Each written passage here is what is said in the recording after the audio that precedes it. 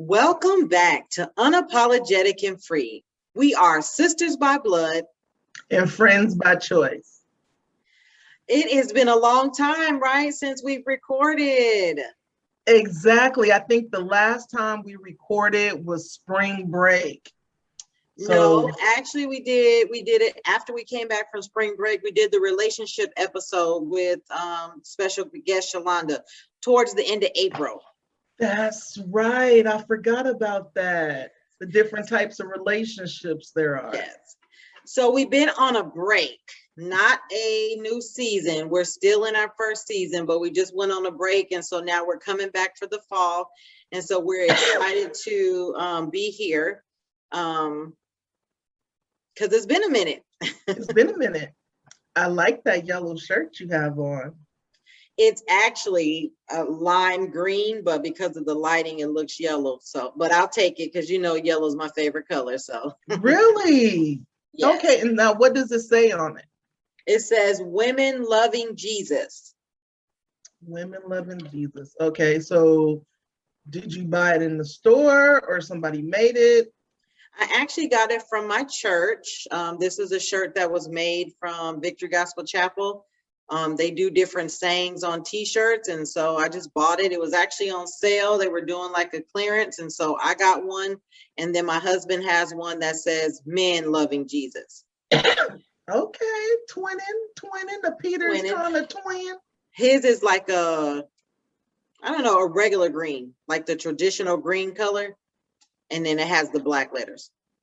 And yours is more of a what? Lime green. It's like a neon green. Wow, it looks yellow. All right, let's go ahead and get started. I'm excited. Me too. All right, so what are you watching? Truthfully, I have been watching reruns. So I have been watching Chicago Med. I started from season 1 and I just have been binge watching that. But what I can say is I'm excited about tonight because Queen Sugar is coming back for the new season. Yay. The new episode airs tonight. So that's what I plan to be watching moving forward. What about you? Okay, so I'm still watching. Actually, I started a new series. I'm watching 90 Day Fiance the other way. So I was watching 90 Day Fiance. And so 90 Day Fiance is where you have Americans that are trying to get their boyfriend or girlfriends or fiancés over to the US on the K-1 visa. Now, 90 Days the other way is where the American is going to the other person's country trying to get residence. So it's the reverse. I didn't even know they had that because I used to watch 90 Day Fiance, but I didn't know they had it the other way. That's cool. They have actually a whole bunch of series within that 90 Day. And I'm also watching 90 Day Diaries. Okay. And then they just ended with the 90 Day Fiance. So, and I'm still watching Dr. Pimple Popper. I watch the reruns and stuff, but they do have you and that pimple popper. I just cannot understand. And I watch a spinoff, which is called My Feet Are Killing Me. So it's from the aspect of people who have podiatry issues and how they have to have surgeries and stuff, and they correct them. So I just want to interject because as I'm talking and I'm thinking about literally what am I watching, my husband mostly, but we watch old stuff. Like we watch old shows that came on, like old Law and Order, old SVU. Like I said, I'm watching old Chicago Meds. And it's like we have cable, Netflix, Hulu, all of these things. But for some reason, we choose to watch the old reruns and stuff. And so I just think that's crazy. Another thing is because I just hate commercials so much, or it's like when you start watching something, you want to keep watching. And so I think I might actually let Queen Sugar build up because I can watch it on demand. I hope I can. And then I can watch a couple episodes at a time. So I'm not like left hanging trying to wait till the next week. I can just save up and have a couple of them that I can watch at once. Binge watcher. binge watcher because I just want to get back to back. So that's what I'm watching. All right. So what are we talking about today? I'm watching. All right. So what are we talking about today? So we are going to be talking about unapologetic and free to grieve. Grief, we are doing this topic again, coming back from break. We just wanted to come, there's a lot of things going on, but we'll get into that. And so today, this episode is going to be geared towards grief. All right. And what is grief? So grief is not an illness or a mental health problem. Grief is a natural part of life. And that was a quote from Julie Kaplow, which is a psychologist. And she says, grief is a normal and natural response to a loss, whether it be a parent, sibling, grandparent, or a friend. Okay, so it's interesting in that definition, it says loss, right? So it's a loss of a friend so when we say loss though, did it go into any detail of about what kind of loss or just loss in general? Just loss in general, but we'll talk about it as we go further, the different types of losses. But it actually, if you think about it, it said a parent, a sibling, or a friend. And now that I think about it, you could even put in their pets. Okay, People lose their pets. I'm not a pet person, but absolutely know a lot of people who treat their pets like their children. Although, even though I don't have pets, and this is totally off topic, but Jayden wants a pet. And I always keep telling him, like, you want a dog or you want this? I said, but it's like having a child. I said, we have to be responsible. I said, we go out of town, we got to make sure we have somebody that can take care. We got to feed, we got to do all of these things. So I can understand why pets are like children and why people can be attached to their pets. Right, because you have to provide for them because they cannot provide for themselves. So that was a great analogy about, like children, because they are. We got to do the same things. Which is why I choose not to make that commitment if I'm not ready to make the full commitment. And just me personally, I know that I'm not ready to make that commitment. So that's why I always say, no, we can't get a dog. No, we can't get a cat because I'm not. And I don't even want the possibility to have to be responsible for it because I already know that I don't want to. And that's just being honest and unapologetic. I just don't want the responsibility of taking care of a pet. But your husband has some soon to be pets. Yes, possibly. Which are low maintenance to a certain degree. Oh, the fish tank. Right. Which those are pets. Right. So let's talk about what is the first memory you have concerning death. And as far as I know personally, the first thing I can trace back to death is when my grandmother passed away. So my dad's mom passed away, I believe, when I was around in the 6th grade, either going to the 6th grade or somewhere in the 6th grade, she passed away. Now, the interesting thing is that all I remember is that she passed away. I don't remember going to a funeral. I don't know if there was a funeral. Obviously there was, but I'm saying I don't remember anything except being told that my grandmother passed away. Okay. Now I have the exact same memory of our grandmother passing away, like you stated, which is our father's mother. I remember being 14 years old, and I remember actually being in the driveway in the yard of our house. At our house when I was told, and it really didn't, it was kind of like, oh, okay, she's gone. But it wasn't until the funeral is when it actually impacted and it hit me. And I remember crying and stuff. And I remember that was the very first time I had ever seen a dead body in a casket. And I remember walking around, and when I I couldn't do it. I remember I should have been in a long jump because I remember jumping from the casket because it was at Victory. And I remember jumping from the casket into the front pew into somebody's lap. No, I can't do this. I can't. And see, I don't know.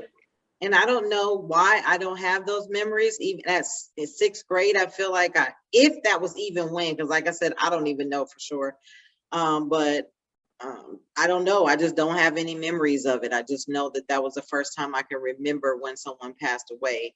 But I know recently, just recently, maybe just a couple weeks ago now, my son's father passed away.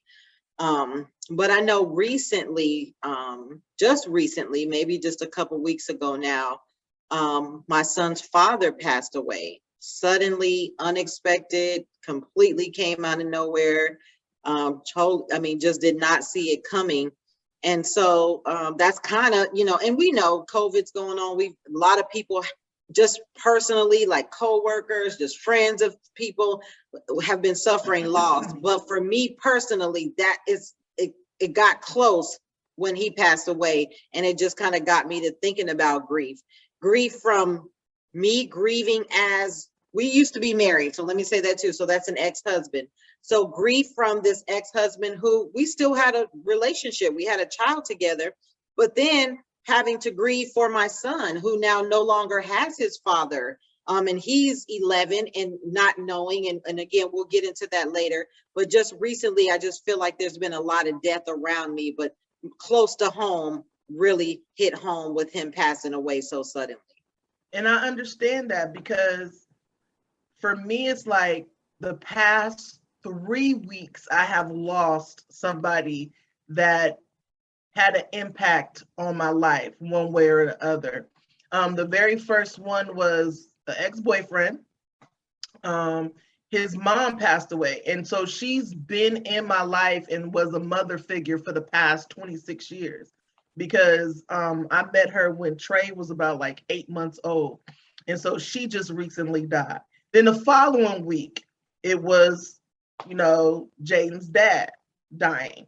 And then this morning, I wake up to find out that a really close coworker, her mother, passed away. And I'm like, oh my goodness, like 3 weeks in a row.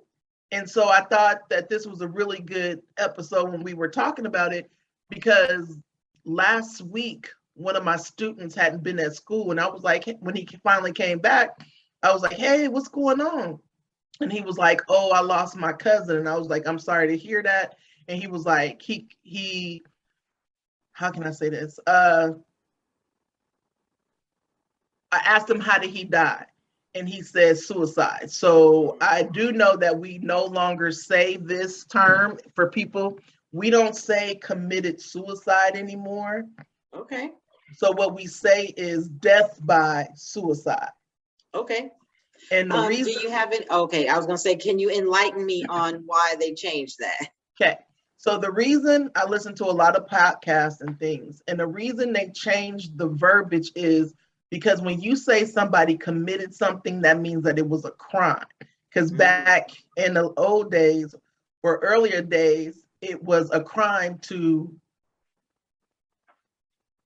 perform suicide, because it was a religious thing. So now it's not a crime. So now they say death by suicide as opposed to committed. So you're taking that negative connotation of committing something, because committed means that, that something is wrong. So you say they die by suicide. Okay, that's interesting fact to know. Right, because I almost said, oh, he committed. No. Shar, you know better, because you've been listening. And so I thought that was a really good thing, because I was listening to the podcast, and the podcast is called the Code of Pedagogy. So it's about teaching, different teaching strategies. But this latest episode wanted to talk about how do you get students to deal with suicide. Oh, okay. Especially with everything that's been going on with COVID and kids. So I was going to ask that, of the deaths that we've experienced recently, would you say any or half or all of those were COVID related? Some were, some weren't? I would say they were COVID related.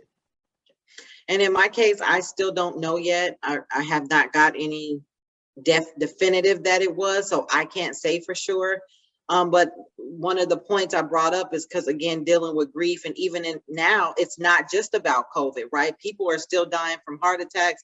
People are still dying from natural causes. Exactly. And so when we put, it's not just COVID related, although it seems like everything right away, oh, was it COVID? Was it COVID? Was it COVID? And that, but yes, that is it's not so always true. just COVID, right?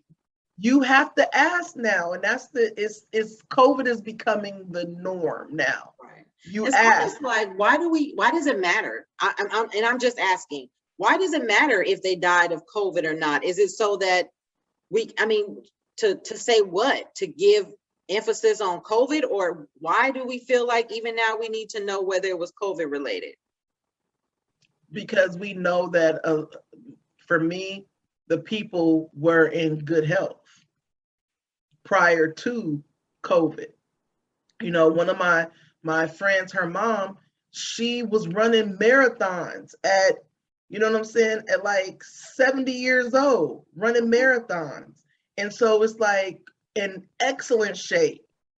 And then now she's gone. So it's like, okay, what was it? COVID? It's like people are being taken a lot sooner than what they would have been pre-COVID.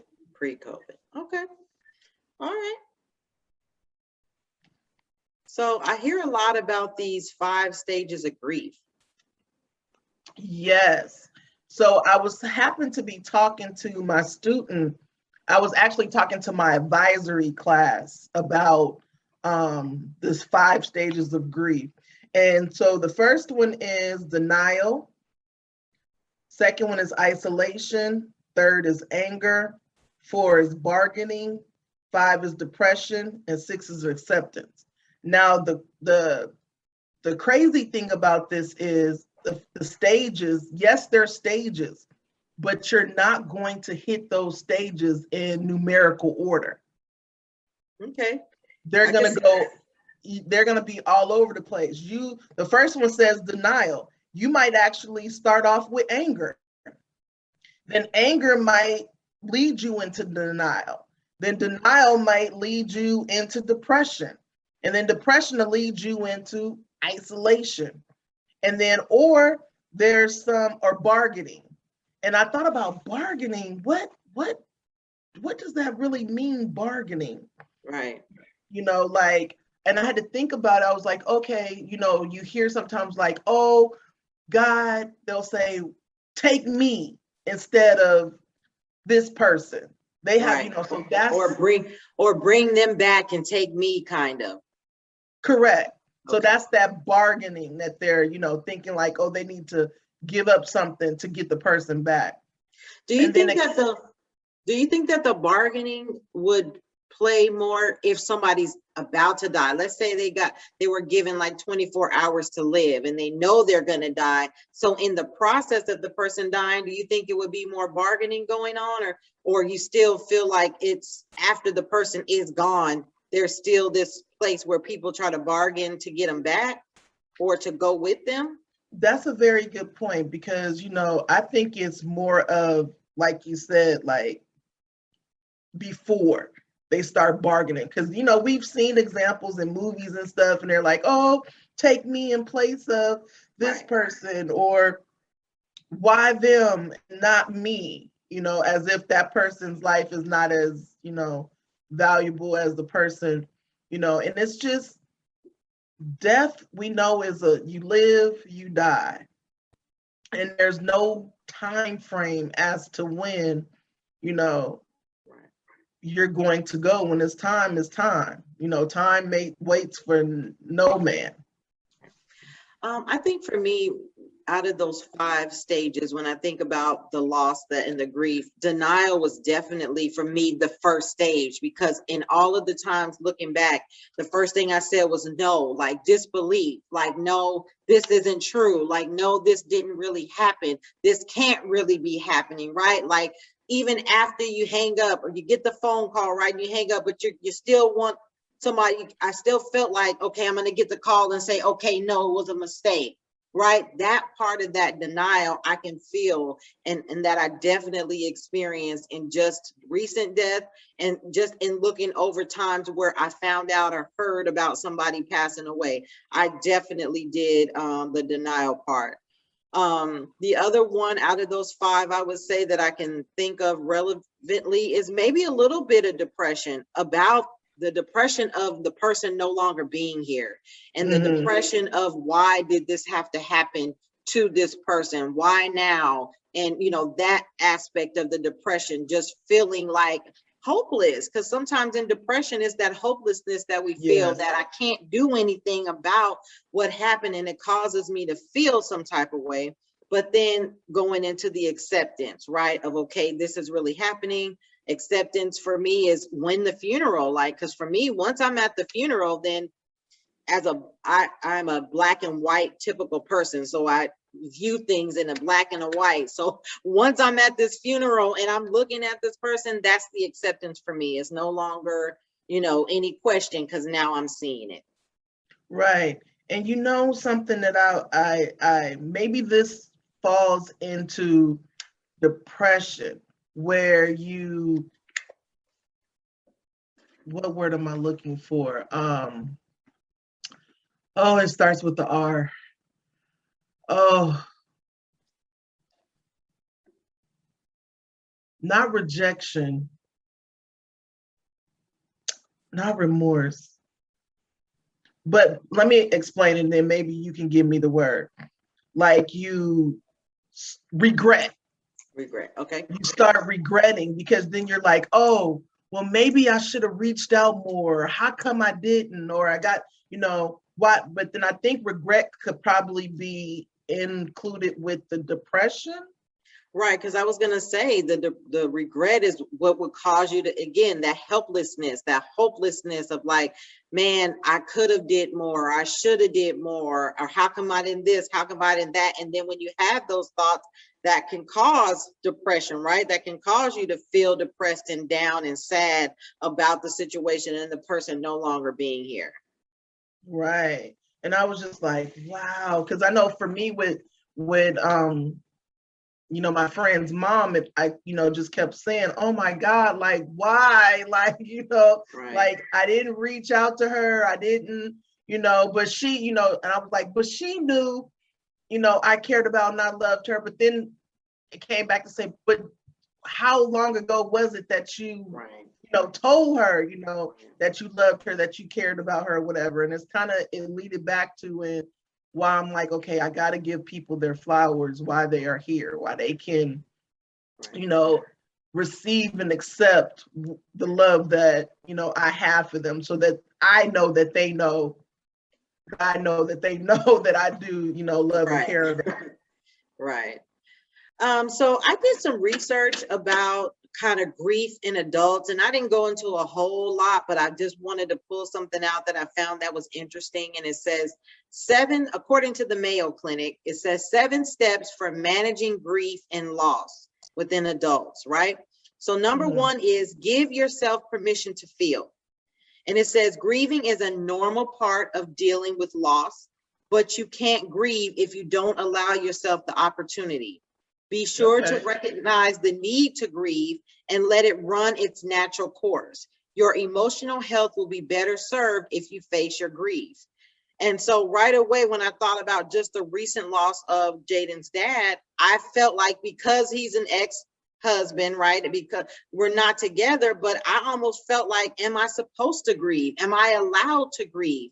So seeing this, when it's saying give your permission to feel, I literally had to give myself that permission to feel the loss and to be able to grieve, because we were once married, right? We had a relationship. We had a child together. We got along very well. I'm not saying we didn't talk all the time, but we had a respectful relationship and we co-parented. And so I had to give myself that opportunity and that permission to grieve. And I didn't know I was doing these things, but I felt better when I allowed myself to just go ahead and grieve and get it all out, deal with, say what I needed to say. I'm thankful for a supportive husband who allowed me to grieve and be able to give my permission to feel and cry and do what I needed to do. So I was grateful for that. Number 2, it says, write a letter to the deceased loved one. If you've recently lost a loved one, you can try expressing your feelings through a letter. Writing a message about your emotions can aid you with coping. And healing. Okay. And healing. Then it says, journal about positive memories. So this is familiar. This is similar to writing a letter, but instead you're going to do a journal about positive memories and experience that you had. And it says that helps you focus on the good times that you had. Now, I didn't do this on paper, but in my mind, I had thoughts of the good times, and I would laugh and think about some of the memories that I had of us. I mean, and my initial memories of him was before we even had a child. We met in the Army. And there's some fun times and experience that we had in the Army and the military that I was able to kind of remember and have those good thoughts about him. The 4th one says to talk to someone. We talk to each other, talk to a counselor, but find someone that you feel comfortable talking to. Then it says to understand that grief affects everybody. So nobody's exempt. It's not, you don't have to feel wrong for having feelings about grief. Grief affects everybody. Then it says lend a supportive ear to others. Maybe someone else's grief doesn't affect you in the same way or much at all. It's still important to support loved ones during their grieving process and be there to listen and comfort them. Mm-hmm. And then it says prepare for reoccurring grief. And so this is a interesting one too, is because, and I'm going to look it up while I'm talking, because I posted something on the Unapologetic and Free Facebook page. If you guys aren't following us, please follow us on Facebook. You can do @up and spell out the word free, and you can find the Unapologetic and Free Facebook page. But when it says prepare for reoccurring grief, I thought about this. It was like a little meme, but somebody had, not really a meme, but just a little post. I'm trying to get it. And I'm saying that to say this, is that memories, even now, it's been about 2 weeks, but I still find myself kind of going back and having those thoughts, or maybe days after any given moment, I would start to cry. But I found it. It says, grief is so weird. One day you think of them and you don't feel so affected. You miss them, but you're okay. Another day, you're minding your own business and something minor reminds you of them. Next thing you know, you're in tears and sad for the rest of the day. And so it's just saying, prepare for reoccurring grief. Holidays, birthdays, other events can spark grief, even years after the loss. So this is recent, but years from now, I could go through stages of grief. You can go through stages of grief or have memories of this person passing away. So it's subject to come back at any time. Mm-hmm. That's it? That's all I had. That's it? That's all? That's it. That's all. That was, I mean, that I thought was relevant. I mean, because again, we can go on and talk about stuff, but you're correct. I just thought that was something interesting about adults and dealing with managing and coping with grief. Right. So I'm going to touch on the aspect of grief in children, because you guys know I work with kids. Kids are my passion. So I'm coming from childmind.org. So kids grieve differently. So children may go from crying 1 minute to playing next. Their changeable moods do not mean that they aren't sad or that they have finished grieving. Children care differently than adults, or children cope differently than adults.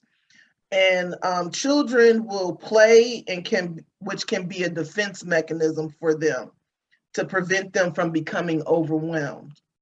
So this kind of helped me with, my own students and stuff, even as far as them not grieving, but, being silly or, doing stuff to get attention is a way of deflecting whatever is going on in their life at that present time, and it's going to prevent them from being in their own head or becoming overwhelmed. That is so good. That is so good, because it's just answering a lot of questions about, Jaden and just what he's going through. And, you know, people are asking me, how's he doing? How's he doing? And I'm like, he's doing okay. But what you're saying right now, he's definitely displayed that just silliness and just playfulness. And he's not purposely, he doesn't know, but what you're saying about the research, that makes sense. Yeah.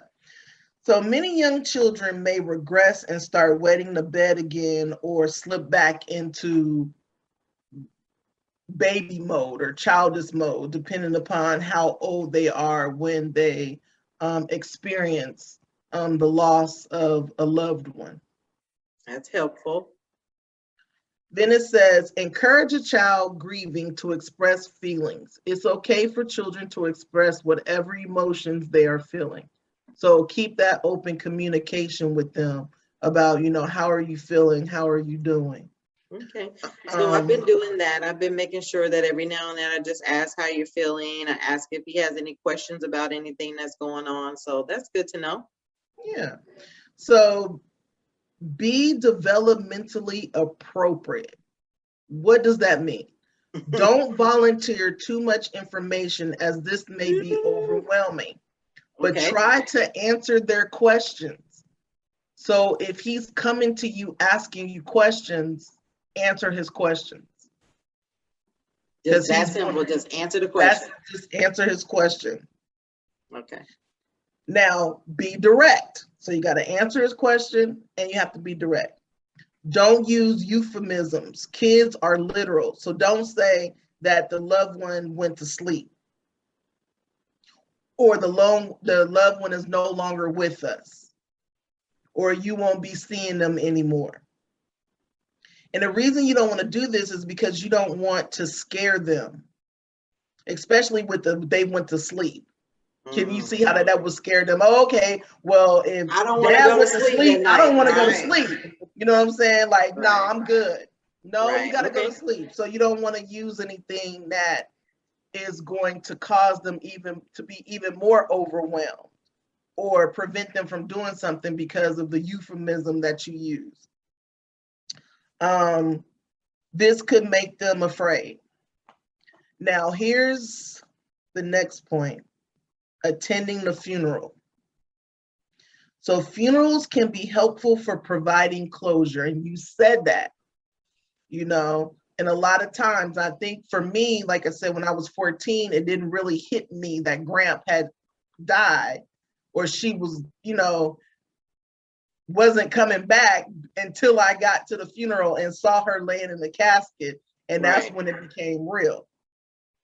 So never force a child to attend a funeral. If your child wants to attend, prepare them before they go of what they're going to see.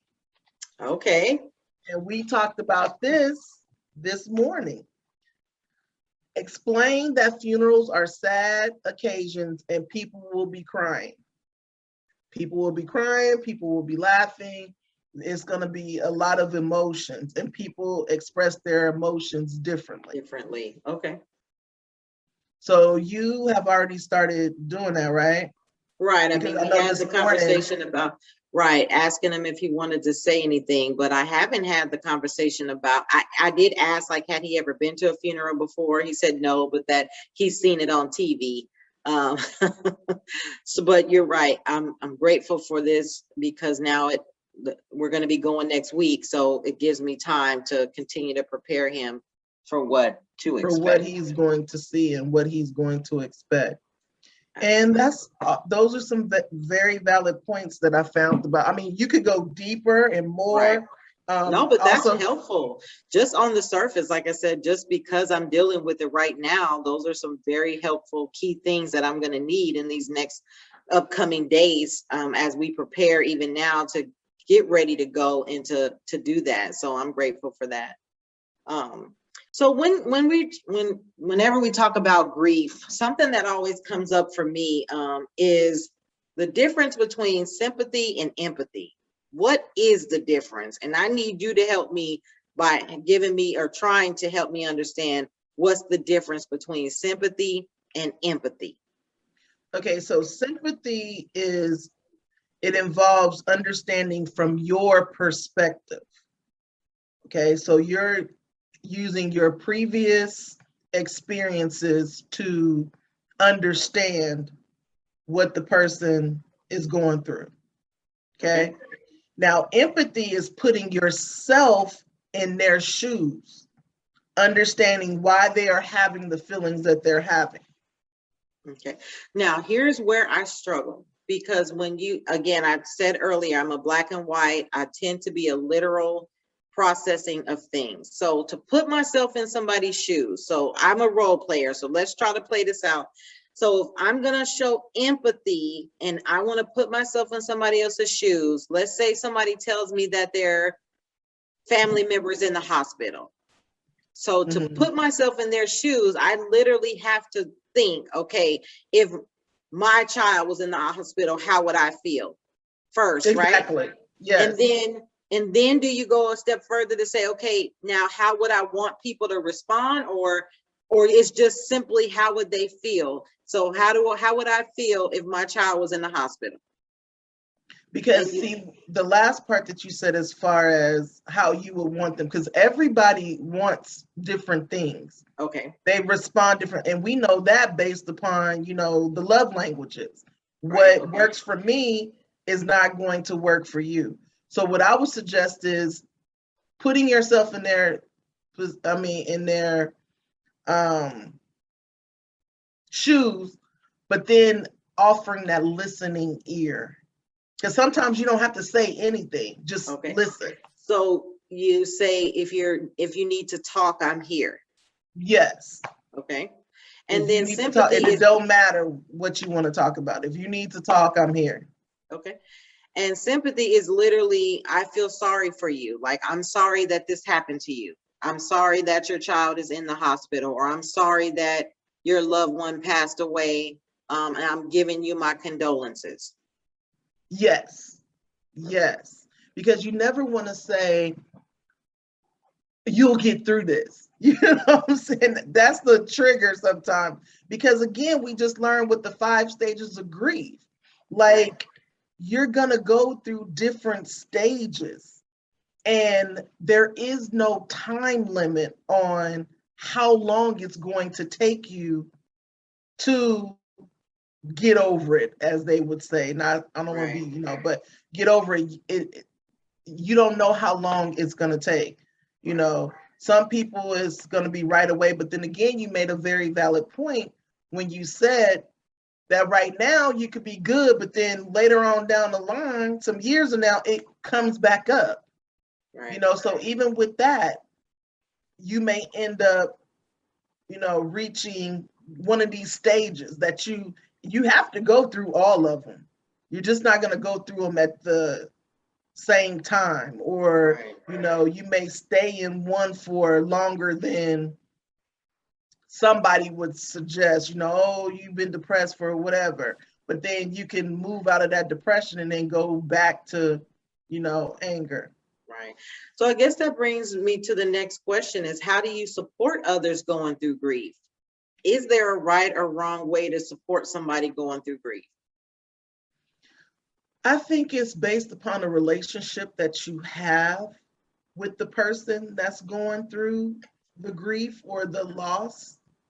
You just want to let people know, hey, I'm here for you. I love you. You're not alone. Okay. And then let them, because I know lately, I've seen some people who've gone through some things and their response has been, it's too many calls, it's too many texts, right? So if you see that, then it's like, okay, they're expressing that they don't want calls, they don't want text messages, they don't want any questions, just let them have their time, right?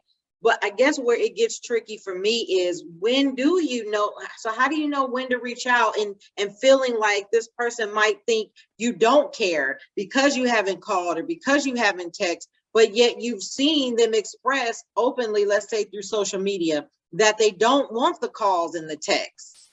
But then how do you know? I feel like it goes back to the type of relationship you have with that person prior to them losing someone. Okay. So if you ain't talked to them on a regular before they lost, you know, you could still express, hey, I'm sorry for your loss, you know, I'm praying for you and your family, whatever. And then, you know, keep a pushing. And then it may drop back in, you know, your spirit to say, hey, you know what? Let me reach out to this person to just let them know, hey, you know, I'm still here if you know, need to talk. And how are you? Okay. You know? All right, because I think I'm just harder on myself, you know, and sometimes we're our own worst critic, right? Yeah. And I just think that I'm just hard on myself sometimes because I just feel like I'm not doing enough. But I've said this before, for me, what I do know to do is pray for people. That's my personal belief, is that the best thing I can do for anybody in any situation is just pray for them. And praying for somebody doesn't have to involve them. I can pray for them as often, as many times as I want to pray for them throughout the day. And I don't have to ever say a word to them. And so I always find that peace and that resolve when I don't know what to do. I know that I can pray for the person. And that's a really good point. That's a really good point, because people be needing that, or just to say, hey, I'm praying for you. But I think you need to be, for me, it's like, I don't like just saying I'm praying for you. I'll say I'm praying for your strength. I'm praying for your peace of mind. I'm praying for be specific. Right, because it's so cliche sometimes. Oh, I'll be praying for you, but are you really, you know, sometimes like, but are you really praying for the person?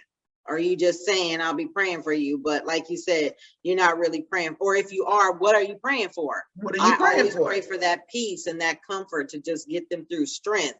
So those are key ones: peace, comfort, and strength, because they need peace of mind. They need to be comforted in whatever they're going through.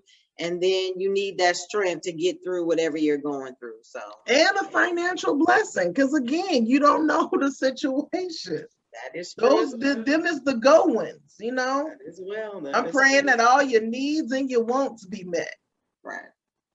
All right, so I want to change it up a little bit right before we end this episode. And I want to talk about this. Do you believe that grief can take place in a loss of a friendship? Nobody died, but the friendship ended. Let's say you used to be cool or used to talk to somebody and you guys are no longer friends. And let's just say the other person decided to end the friendship and you didn't want the friendship to end. Do you think that grief can take place, or that a person can grieve a loss of friendship? Absolutely, because loss is an ambiguous word, like we talked about in the beginning, like loss of a spouse, loss of a parent, loss of a child, loss of a pet, loss of friendship, even so far as loss of a job. Yeah. You can grieve the loss of a job. So grief comes in different areas of our life. So it doesn't necessarily have to be attached to a physical. Because I say that because even thinking about the 5 stages of grief, when I think about a friendship that I felt like I lost, right? And for me, it was loss of, let's say somebody unfriended me on Facebook, but this was somebody who I consider to be very close to me, right? And so the initial denial of, wait, this person unfriended me? Like, what? First of all, when I realized that the person unfriended me, right? So now I'm in denial, like, wait, okay. So this is a sign that I thought we were okay, but we're not okay if I got unfriended, right? And so then for me, it was a stage of depression of just thinking about, okay, so this person whom I used to be able to just kind of call or text or talk, shoot the breeze, no, that person's no longer there. We're not in that place. I felt some type of way. I felt the depression of not having that person who I could talk to and deal with on a regular basis. And so then I feel like I went through and I don't know them by heart, but I know I went through the acceptance, anger. Yes, definitely anger, like mad now. Like I didn't think, we've been through other things, right? Let's say we've been through some other things and the person never took it this far, but mad that the person just, and a lot of it, I'll be honest, unapologetic and free, it was an ego thing. Like, You unfriended me? Like, you don't want to be friends with me? That was where my anger was. I was mad. Like, how dare you not want to be my friend anymore? How dare you unfriend me? Like, it was the end of the world. I felt like I said, in that, like a death had taken place. And then I got to that acceptance of, you know what I'm saying? It is what it is.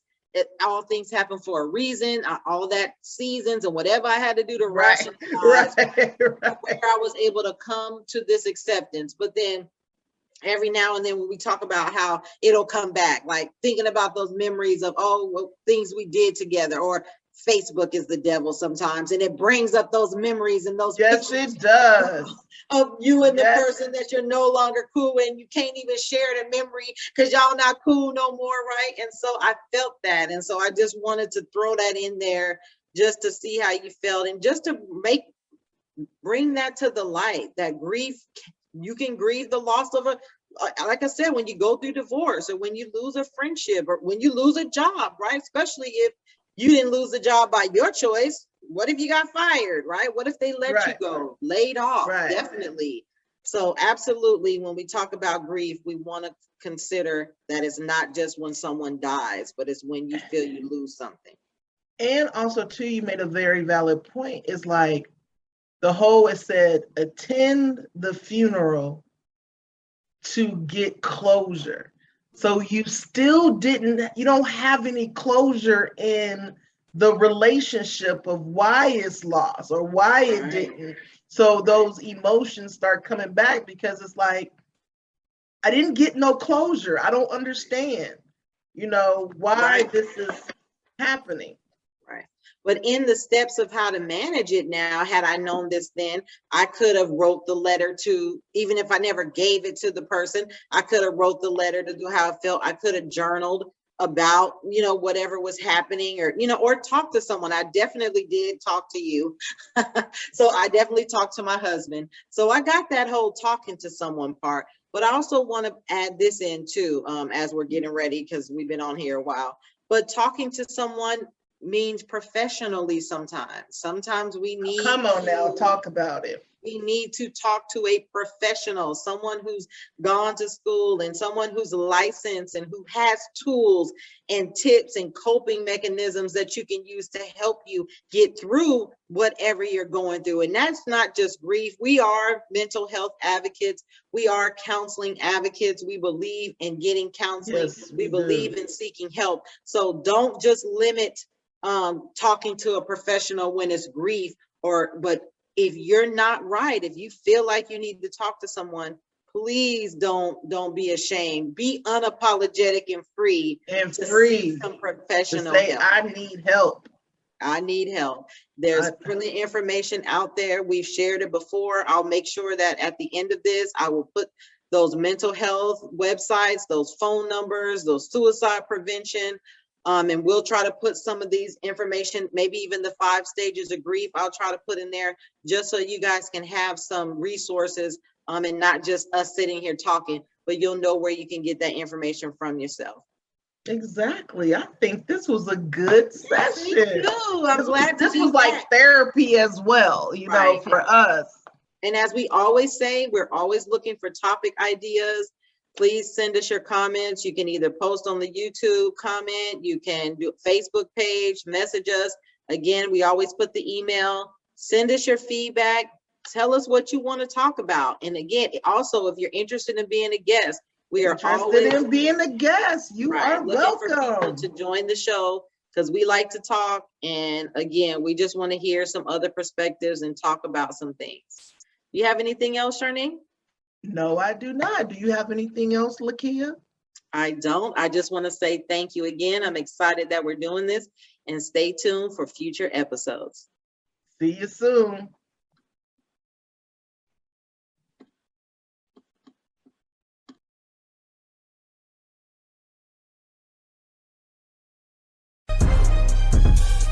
Thanks for the invite. This chicken is good, but it's missing something. I got just what you need. What? JLP pleasing barbecue sauce. What flavors do you have? Blazing hot, Cajun spicy, honey, lemon pepper, original sweet and sour, and tropical twist. My favorite is lemon pepper. It will go great with that. Mmm.